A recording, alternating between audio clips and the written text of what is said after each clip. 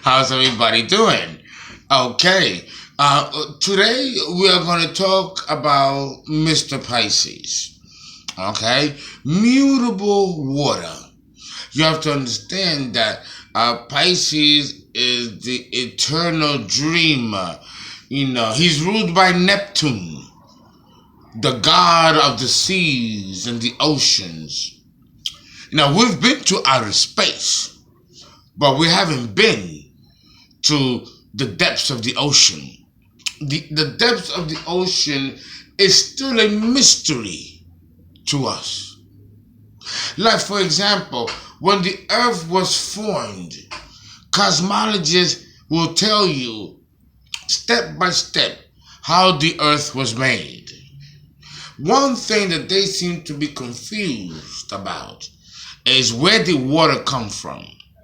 They've never been able to really understand that. They've never been able to really figure out where the water came because so much volcanic activity, so much, you had a lake of fire. You had a lake of fire. And that become the land masses that made the crustaceans in which later we will have our oceans, right? Like it says in the Bible, and the earth was without form, devoid of form. There was no water yet. So where did the water come from? A lot of cosmologists like to say that the water came from meteorites that carried water and it just bombarded the earth for millions of years until it created our oceans. That doesn't ring true to me. I don't think even they believe that. But they don't have any other hypothesis. Well, if you talk to an occultist, he'll tell you that the water was there. It's been there. That the water, the molten lava, turned ice. The Earth's position, what they call the Goldilocks zone, was not there from the very beginning. We ended up there eventually, which brought balance to creation after the solar system stopped colliding and everything assumed its order like it is today. You think this happened overnight? This system of order of the universe and the planets rotating in their own elliptical orbit and around the sun in perfect harmony without colliding against each other. That just didn't happen yesterday. That took hundreds of millions of years for that balance, Libra, to occur. Okay? So understand that in the process of creating and destroying, the Scorpio principle we spoke about earlier, would never have allowed these meteorites bombarding the earth, bringing water with them. It would evaporate before the water will even sit. So that doesn't even make mathematical sense. But that's what they have to go by. The reality is that cosmologists are just as confused today as they were back in the times of Einstein or in the times of Galen or in the times of Peter or Asimov. The greats, going back to the early 19th century. No one knew then and no one knows now the mystery of water. But it does have a mystery.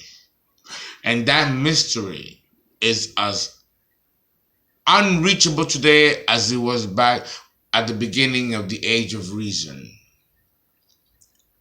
So that right there tells you the mystery and the complexity of water, mutable water, the waters of Pisces. The waters that are now present were present in the day of creation. It may not have been what it looks like today, but the element of matter had already water be what it will be today, what it is today. It has been and will always continue to be. Because it is the pool of life itself.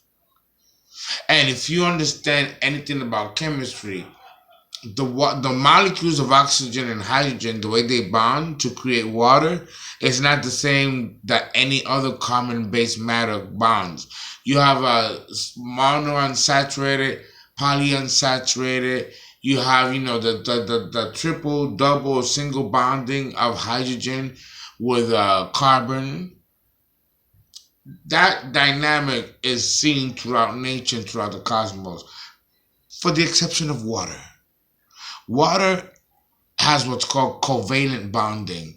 It is a unique type of bonding which gives water its properties, and it's wet.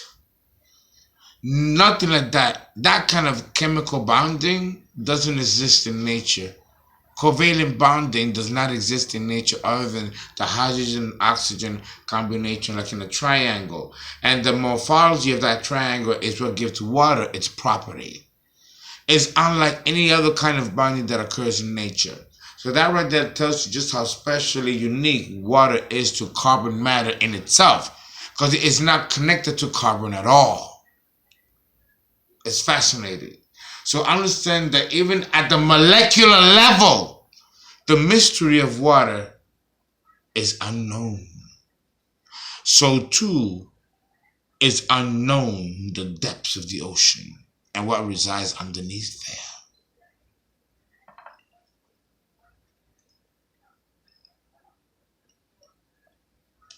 Pisces is deep. Pisces is deep. The waters that have melted, the flood of Noah, the melting of the polar ice caps, which caused the flood, will occur again as we leave the Piscean age and enter the Aquarian age. But the Aquarian also brings water with him, the water of something new, of new knowledge, of a new enlightenment. And then it is established in Pisces, the last sign of the zodiac. So Pisces holds something. It holds a mystery that is extremely complex to understand, but it has been here since the day of creation. Understand that. Understand that. And that confers a certain amount of respect. It really does. Now, you have to understand that Pisces, before it was ruled by Neptune, before Neptune was discovered in 1789, I believe Uranus was 1834 or 35. I'm not sure. Help me out. I'm getting a little old. And the drinking, the memory. But you know what I'm saying. Neptune was discovered, I think, in 1789, and Uranus in 1834, 1831, or 1851. I'm not quite sure. In that ballpark area. I've been doing this my whole life, but sometimes I do forget. But my point is that before Neptune was discovered, Jupiter was the co-ruler of Pisces, along with Sagittarius. So if you meet a Pisces man, and there's many kinds of them, there are many kinds of them, and they fall into two dominant archetypes, which we'll talk about later. But if you have the Pisces guy that looks like me, dressed with beautiful colors, the hat matches, the color of the hat matches my scarf, and the blue, which represents the ocean, and the different colors of the rainbow that you see after a nice rain or dew. This is very Pisces, and I can be a painter, but that's Pisces. Or I could be an actor. That's Pisces, or I could be an artist, all of these things, and the subtle sensuality behind these colors in a man or a woman. All of this is Pisces. It also means creativity. These are the dreamers of the zodiac. These are the people that love to be in love for the sake of love, and love to go through every emotional sensation that there is to go through that brings about pleasure. Pisces is mutable water, and mutable water demands to have some fun. Yes, with Pisces, it's a mixed bag. You don't know which kind you're going to get. But Pisces has such a fantastic sense of beauty that's so imaginative, and it's so Neptune.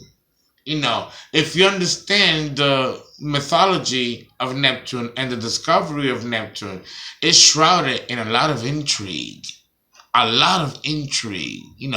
Neptune is considered in classical astrology to be a malefic. So therefore, a planet that's a malefic is a planet that is not able to do good things in the sense of helping in a very obvious way. So Neptune, the concept of him being negative and him being malevolent is the fact that there's a duality to Neptune that is both good and both bad. But in order to understand that, you have to be able to really embrace the significance of the fact that there's a negative polarity and that there's a positive polarity. Okay, the deceptive quality of Neptune is extremely how can I put it, illusionary, in the fact that he afflicts the person, and the person has no psychological awareness that he's living through an experience that's completely negative to himself and to the other person that he's with or that surrounds him. And that this in itself is a lesson that needs to be learned for the Piscean man and also for those that are in his surroundings. In order to get the best of the Piscean man, you have to be able to embrace both polarities of him.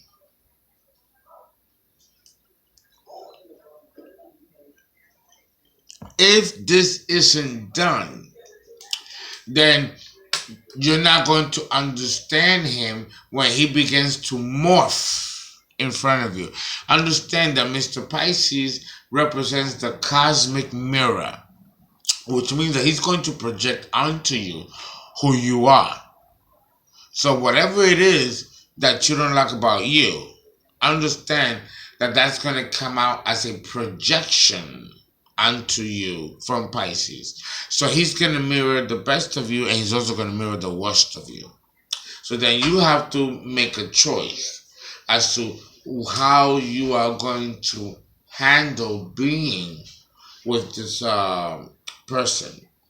Because let me tell you, you have to be very self-possessed, very in control of whom you are, what you want to do, who you project to be. You have to have, as a woman, an identity already in place before you deal with the Pisces man, because you can get lost in his crisis. The thing is that with the Pisces man, it seems or it appears that there is no logic or meaning to his crisis, and he always seems to be in some form of crisis, and he seems not be able to get out of it for whatever particular reason. Because with Pisces, you can never really not understand as much as believe what he's telling you, because in his mind, he lives a different reality than the reality that we may live. He's still pretty much living an antithetical, hallucinogenic existence where he feels the most safest. And he tries to rationalize and even control external events, but from his own perspective, mentally and emotionally, through the lenses that he has fashioned for himself. And that sometimes might not be realistic. But Mr. Pisces may tend to lose himself in the reality that he creates and then not find a way out. So that he becomes imprisoned in his own reality that he has created, either through sheer fantasy or sheer curiosity. It's something that he has never thought of because he is so caught up in the moment. So you have to understand that when you deal with a Mr. Pisces, you have to understand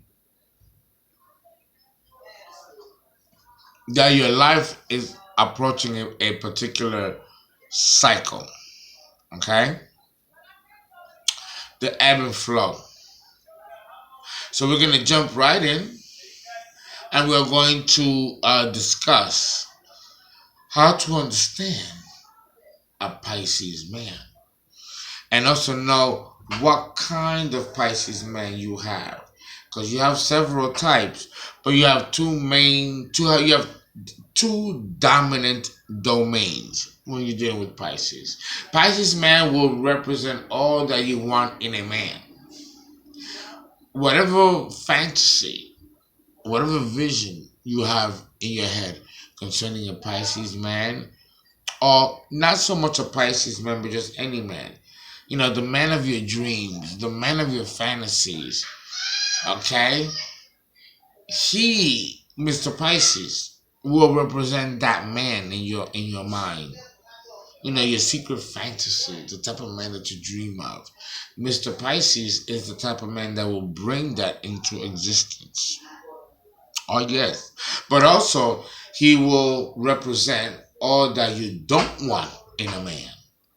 You see, Pisces is ruled by the fishes that swim in opposite direction. So there's going to be a time where you get the good fish, and then there's going to be a time where you're going to get the bad fish. And that could be two separate relationships, or it can be the same person with two separate attitudes or two separate personalities. Whatever the example, you're going to get a duality of an experience when you deal with Mr. Pisces. You're gonna get two sides of the same coin. Okay? He is the sign of the fishes. It's Pisces. He is the cosmic mirror to your accumulated self. Now, what do I mean by that? What do I mean? He is the cosmic mirror to your accumulated self. That means that when you meet this man, that means that he somehow is going to represent all the evolutionary states of who you were in other past lives, which gives an accumulation as to whom you are today. You are a byproduct, or you are the end result of many of yous in former lifetimes under different egos and personalities and even different sexes. And a Pisces, when you meet a Pisces, he's going to somehow represent a composite, consolidated story of who you've always been. It's a little deep. It is a little deep. It is a little kind of hard to kind of like swallow that. You have to kind of like take it in, let it sink in. Let it sink in. Because it is, if you meet a Pisces man, you know, it's just as significant as meeting a Scorpio man, but for different reasons. Remember, he is a byproduct of your past lives rolled up in one person. Yeah. He represents the final trial that you are to experience before merging back with the source. And that's deeply spiritual, and that's deep too. I don't know if you caught that, but that's deep too. You know, because he is here to close a cycle for you or begin a new one. Yeah. That final straw that will break that poor camel's back. He represents in one person, rolled up in one, all your past sins, transgressions, and failures you've experienced throughout many lifetimes. Yeah, that's deep. He will symbolize all of that upon once you meet him. He will be your redeemer, but also your executioner. Yes, yes, serious. It's deep. The meeting of a Pisces is not a casual affair. It's not a casual thing. Either way, he will transform your life from without going in, while Scorpio transforms from within out. To make up with a, to hook up with a Pisces will mean having an escape. Yeah, having an escape, an emotional escape into a make believe place within the far recesses of his psyche. A place he never even admits to himself, a place he never talks about to anyone. It doesn't matter how much he is in love with you. He will never reveal to you. In a sober consciousness or not, he is a true private person. He is a very private person. No, his magical garden. He will never reveal to you his magical garden. That's how private he is. Doesn't matter how close you get to him or he gets to you. There's a part of him that he doesn't want to share. Not only girls have such fantasies and fairy tales, boys have them too. And Mr. Pisces reflects this most forgotten inner feminine of every masculine psyche. Because we all have that in us and it's a balance, but we can reject it in ourselves. Water is a feminine element, and the femininity, as in Virgo, will be expressed in personality through the agency of sex. Yeah, we have to talk about sex. Unlike Mr. Scorpio, who is rather conservative in his choosing to whom to have bodily pleasures with, Mr. Pisces' motto is, if it feels good, do it. He's horrible. He connects through sex. Yeah, Pisces loves sex. And when you give him a drink,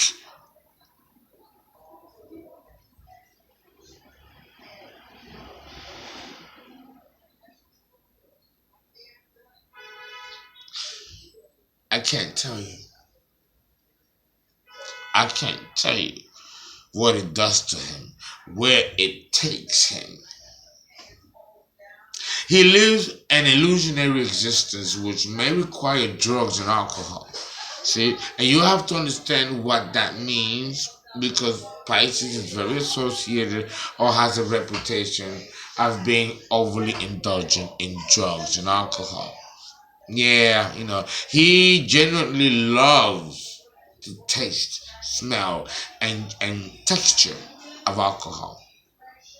Alcohol is an emotional stimulant to Mr. Pisces. He feels things intensely, especially desire and carnal pleasures. He likes being on cocaine. It's like being on cocaine 24/7 and enjoying its sexually stimulating euphoric effects. Some people prefer heroin, some cocaine, and others alcohol. All three types of drugs promote an euphoric, hallucinogenic existence. Alcohol probably has the most long-lasting hallucinogenic effect on the body than the other two. And it's legal, and it seems very permissible in our society. Mr. Pisces couldn't be happier. He couldn't be happier. But the Pisces man seems to prefer to live a life of imagination and bliss and sexual abandon. Oh my goodness. The pornographic industry is a Pisces industry, although the content is Scorpio in nature. The average human being will never be able to date in a serious manner any of these beautiful people, let alone sleep with them. Okay? In the same respect, Pisces represents that fantasy that is unattainable to the average human being. He, like Mrs. Pisces, are sexual healers. They are sexual healers. He can heal a woman's emotional wounds through sex. That's why he's so good at it. Okay? He heals, but his illusionary life carried to extremes can really tax a partner in a relationship. There can be real dramas, and we got to stop here.